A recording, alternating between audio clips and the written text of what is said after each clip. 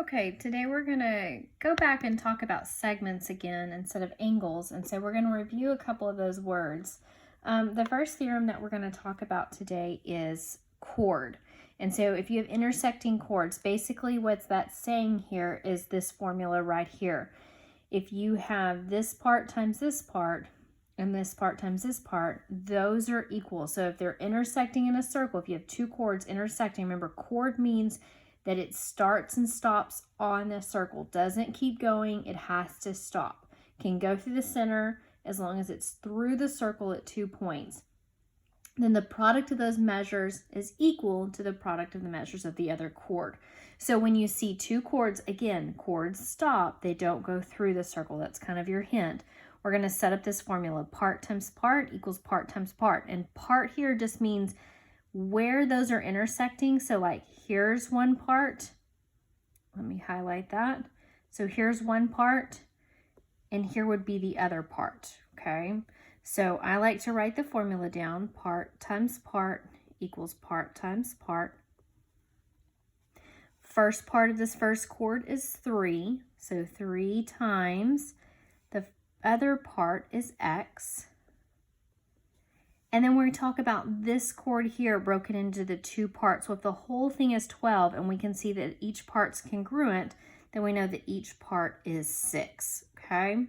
So we can say 3x equals 36, divide by 3 on both sides, and x is going to equal 12. Now the question isn't asking for x here, it's saying find the length of the radius. Well, none of these parts represent the radius. So what we're going to have to do is find the length of the diameter and then cut that in half. So if we look here, diameter is the whole thing, so it would be x plus 3. And if 12 is x, we can substitute that in. And so our diameter is 15. But again, it's asking for the radius, not the diameter. So if we cut that in half,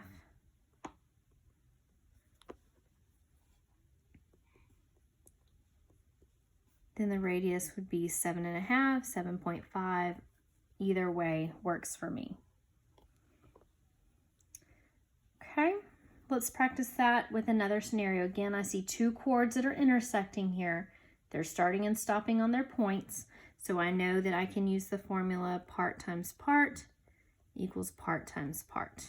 Okay, and so let's look at the two parts of our chords. So let's say we're talking about this chord first. It does not matter which one you choose to start with. So I have part of x minus 1 and the other part being 6. So I'm going to say 6 times x minus 1. Okay, and that represents both of those parts. Then our other chord here, AC, one part is 4, one part is x plus 3.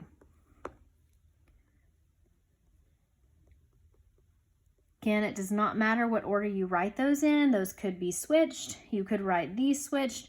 You just need to remember that when you multiply these, you have to distribute. So that's why I set them up the way I did. So if we distribute, we get 6x minus 6. The other side gets distributed also, 4x plus 12. And now you're just solving for x like we've done all year. So subtract your 4x, that leaves us with 2x. Add the 6 to the other side, which gives us 18. And we know that x would equal 9. Okay, so let's look at our question. It doesn't say find x, it says find the length of AC. So we can go down here and say, okay, well, AC equals x plus 3 plus 4. So if I substitute my 9 in there, 9 plus 3 plus 4, and that gives me 16. Okay, so that's chord theorem. So when you have intersecting chords, remember part times part equals part times part. Break those chords into two parts and multiply them. Okay, the next one that we're going to look at is when we have two secants meeting up together in an exterior point. And remember, secant is very similar to a chord. It does hit the circle at 2 points, but it continues going through the circle. So SC is a chord because it continues going through the circle and it hits at 2 points. SA is also a secant because it hits at 2 points and keeps going through the circle. So when you have this scenario here, we're going to use this formula. Whole times external part equals whole times external part. Let's break that down.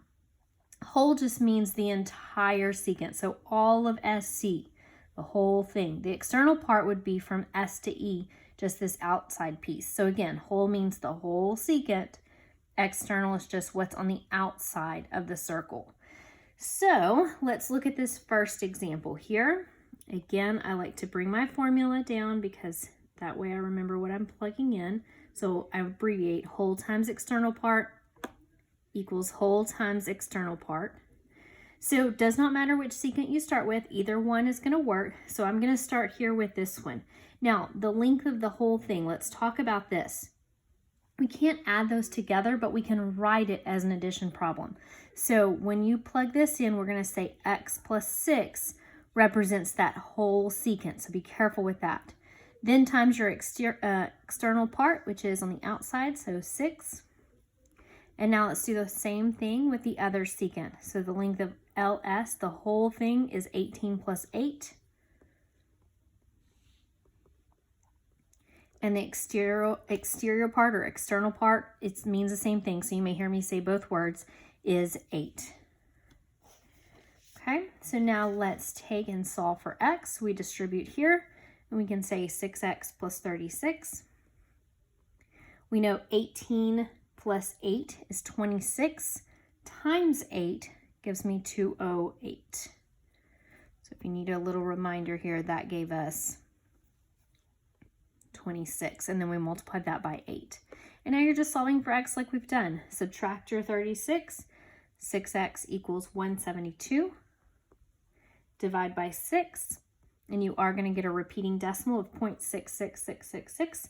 So we know that that is 2/3. And so that's what x would be.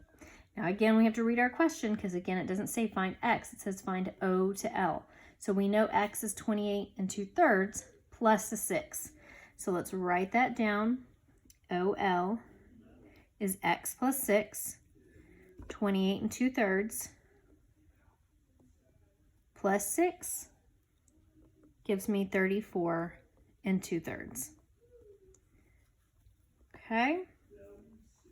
All right, let's look at our next one. Again, we have two secants. We know they're secants. They hit at 2 points, and they continue on through the circle. So let's set up our formula. Whole times your external part equals whole times the external part. Okay, the length of this whole first secant, again, it doesn't matter which one you start with. So the whole thing is x plus 3 because you have to add them together.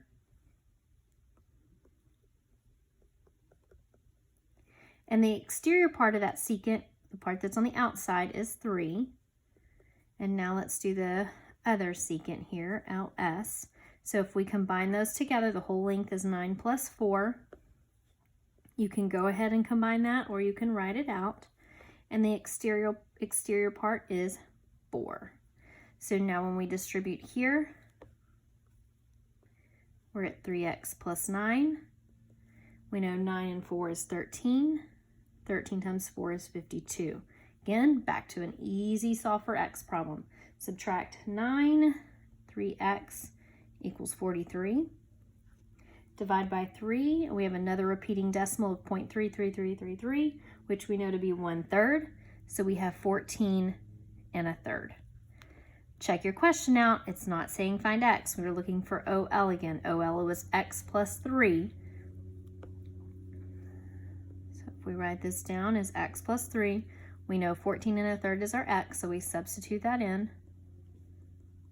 And we can see the length of OL is 17 1/3. Okay, so we've covered chord, where the line hits the circle at 2 places but doesn't go through. We've had secant, where it hits at 2 points and it continues through.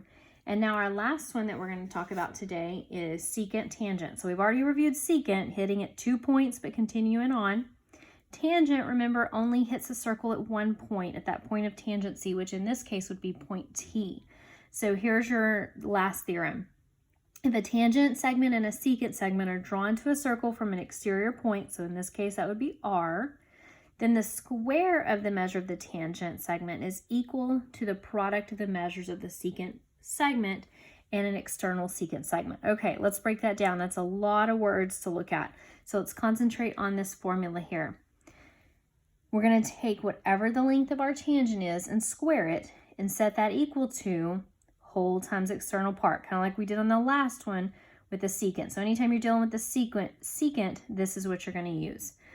So let's set that formula up, and the way I abbreviate it is just like this: tangent squared whole times external part or exterior. So our tangent, remember, is the one that only hits at one point, so the length of that is 12. So 12 squared equals, now let's look at our secant here. SR is our secant. The length of the whole thing they gave us is 16 times our external part of x. So we know 12 squared is 144 equals 16x. Divide, and x equals 9. They're not asking for x, they're asking for WR. And actually that was x, so we are done. All right, last one, we look at our lines to see what we're given. We can see that AM is a tangent, MC is a secant, so we're going to use our secant tangent rule. So tangent squared equals whole times external.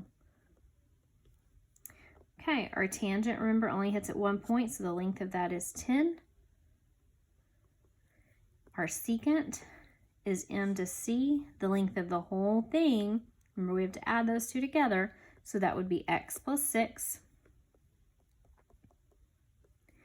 And the length of the exterior part of the secant is 6. So remember, we're going to have to distribute that. So 10 squared is 100. Distribute, and we get 6x plus 36. Subtract 36, and so we get 64 equals 6x.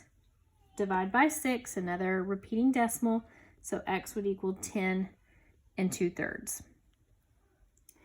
Okay, the question is asking us to find the length of MC. MC we know is x plus 6 or 6 plus x. Doesn't matter which way you look at it. So we can write here MC equals x plus 6. Substitute what we know in there. And we can see that that is 16 2/3.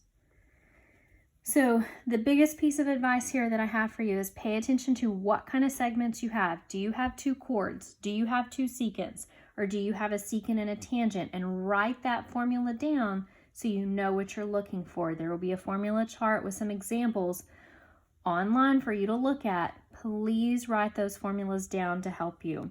Remember, if you have a scenario here where the whole thing is a variable and a number, write it like this. It's an addition problem. Okay.